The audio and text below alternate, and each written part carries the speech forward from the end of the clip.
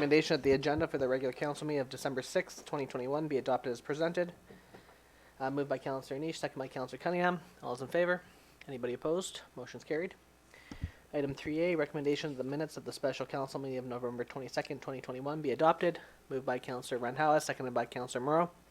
All those in favor? Any opposed? Motion's carried. Item 3B, recommendation that the minutes of the regular council meeting of November 22nd, 2021 be adopted. Moved by Councillor Randhawa, seconded by Councillor Adie. All those in favor? Any opposed? Motion's carried. First up, we have a report from our corporate administrator regarding a letter of support for École Roosevelt's Park Community School. Anything to add to it? Nothing to add. Okay. So the recommendations that council by resolution provide a letter of support to École Roosevelt Park Community School as requested. Moved by Councillor Cunningham, second by Councillor Niche. Any discussion? Okay, all those in favor? Any opposed? Motion's carried. Okay, item 5A, report from Director of Operation regarding the Solid Waste Management Bylaw number 3480-2021. Recommendation that council proceeds to fourth and final reading of the Solid Waste Management Bylaw number 3480-2021. Moved by Councillor Adie, seconded by Councillor Niche. Any final discussions from our last discussion on? Okay, all those in favor? Any opposed? Motion's carried. Okay, item B, report from the corporate administrator regarding the recreation fees and charges bylaw number 3482-2021. Do you want to speak to that? Yes, thank you, Mr. Mayor. The existing bylaw was adopted with amendments to earlier bylaws, as opposed to having a repeal and replacement, which thereby created duplicate causes in the said bylaw.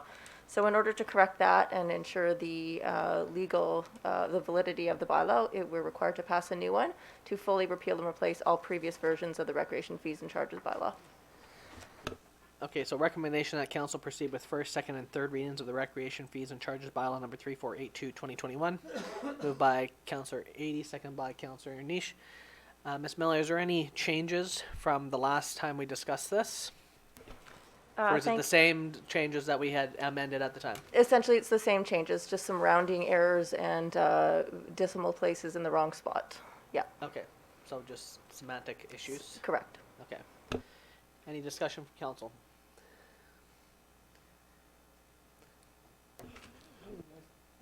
I still believe it's like 5% for 5 years, like every year is a little too much.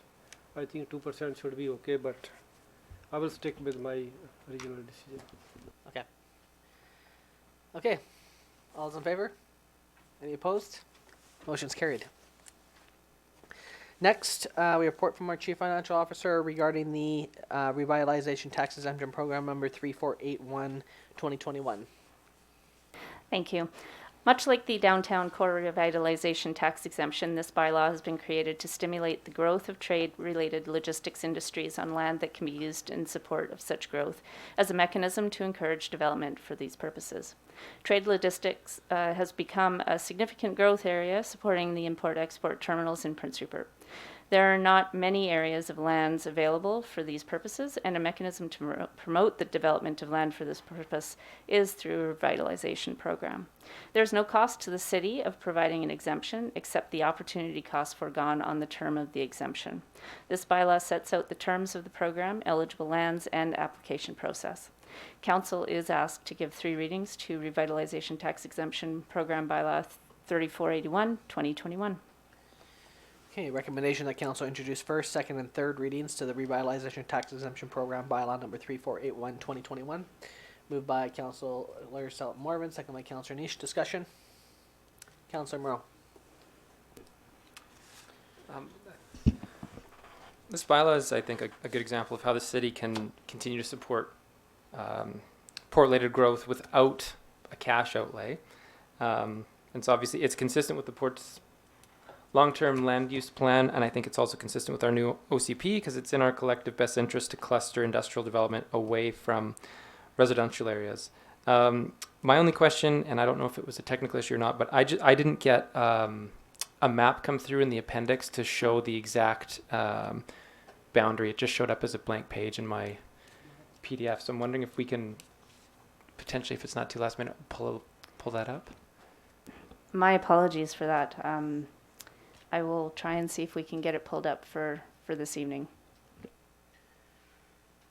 Okay, so If you can just maybe, has it been moved and seconded? Could you just maybe just table it and we can go to the next one? okay. Yeah, would you want to table that then for now? Do you mean table until the next meeting or just table until later in the agenda? Table until later in the agenda and I'll try and pull it up. Yeah, I think that's appropriate. Yeah. We'll probably have to wait because we only have one item left Do we? on the agenda. Okay, please, We'll please just- pause. We'll for a just second. wait for a moment. It's okay.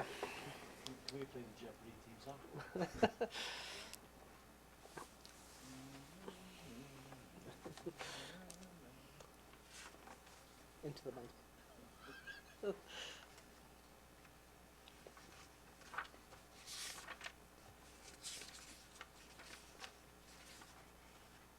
That's a good catch, Blair, actually. Good catch.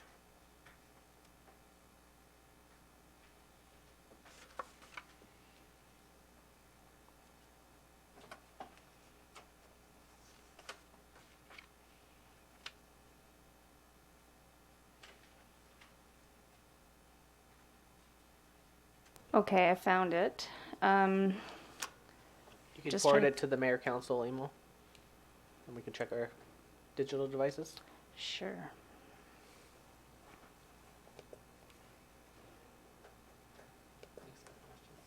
Nick,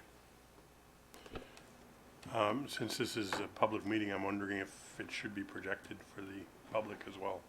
Yeah, which is what I was just trying to figure out how we would actually get it up there real quick. Yeah, if you Then we can see it this way.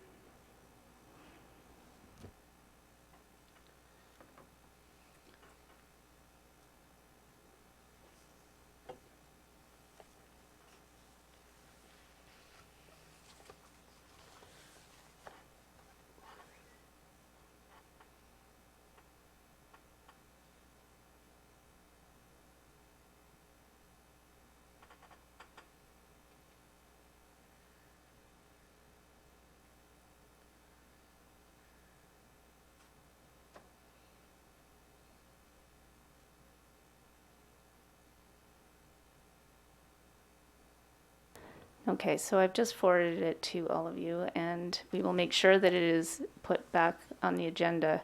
But it is a portion of that land right there, more closer to the highway side. right? Yeah. So and down just a little bit, Richard. Come over to the right. Yeah, basically where you're hovering right in there. Yeah. Do you see it? Just down below a little bit more where it's cleared. Is Yeah. it the portion that we rezoned before? I think it's the. I believe it was rezoned already. Yes. Yes, it was. That was a few years ago. Yeah. Yes, that's very helpful. So I just wanted to clarify then on, because if I recall, the rezoning application was for just the uplands portion as well. So the border of the tax exemption would mirror the border of the rezoning?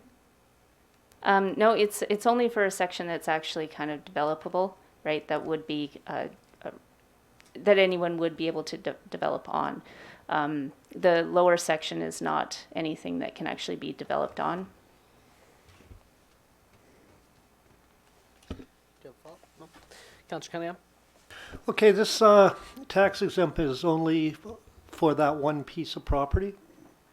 That's correct. It's the only one that's actually close enough to any of the trade